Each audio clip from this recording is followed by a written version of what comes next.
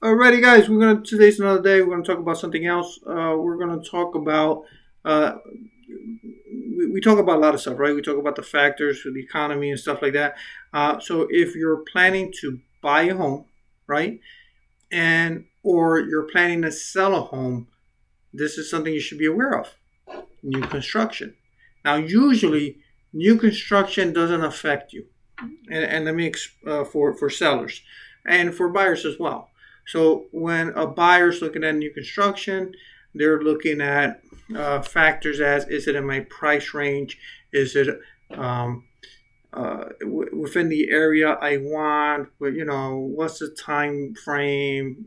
Stuff like that. As a seller, it's like, look, if my house is a $300,000 house, and that's a new construction, chances are that construction is starting about 350,000 because they're always usually higher valuation than a resale.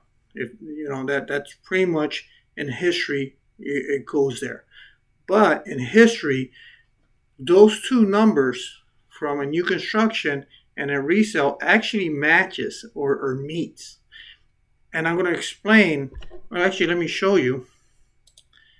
Now, if you're looking at this chart here, 2005. This is right before the beginning of the crash, if you will. You notice that these two numbers, right, for the new construction in black and the resale in red, those prices intersected. Okay, even though it was brief, you could say within like 3 months, 6 months, or whatever, and then they started separating again, and then they came back, but they always stay within that range. Now, what happens is this: I'm selling a home. I'm a home seller. I need to know who's my competition because it's no longer your neighbor, it's your neighbor and that new construction, either private or developer. Okay, so both of them are kind of what you need to know what's happening. And if I'm a buyer, I kind of want to know that too, because new construction, when these events happen, okay, that the two the sales price on a resale and the sales price on a new construction becomes very, very tangible in the sense that they're both obtainable. Okay, now you have to start thinking: is it worth for me to wait for that new construction to be completed an extra 2 or 3 months, and I get a new home, I get all the warranties, and whatever the case is new. I don't have to worry about all the other stuff that a resale has to worry about. These are real things that you have to take a look at for your competition, as well as if that's for the buyer and for the seller. You got to know what the competition is. But as you can see, as time passes, remember 2006, 2007, these numbers became very close, right? Then they start separating again, and then they again, boom, here we go again. 2023, what's happening? Those numbers are starting to entangle themselves again. So we're going to see exactly what happened here is going to happen here.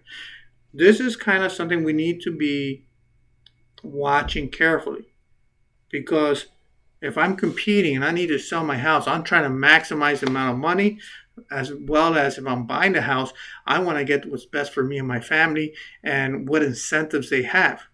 These new constructions, they're already ahead of the game.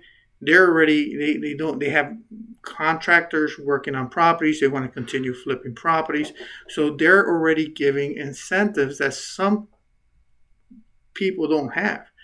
There's one developers that if you use their people, that they'll give you 4.9% financing rate versus what is available now.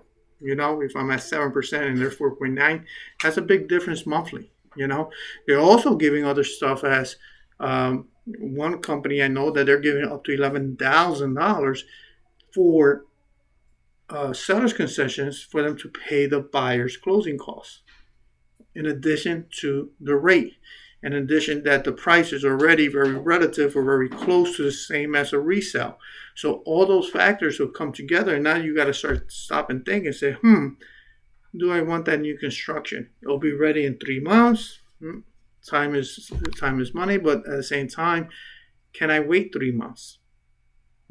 So this is why it's really important to know what's happening. What are all the factors that will make you make decisions that's going to be good for you and your family.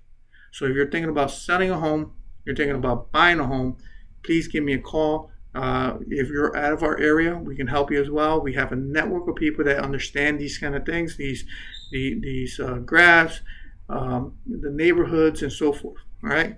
God bless. Love you. Have a great day.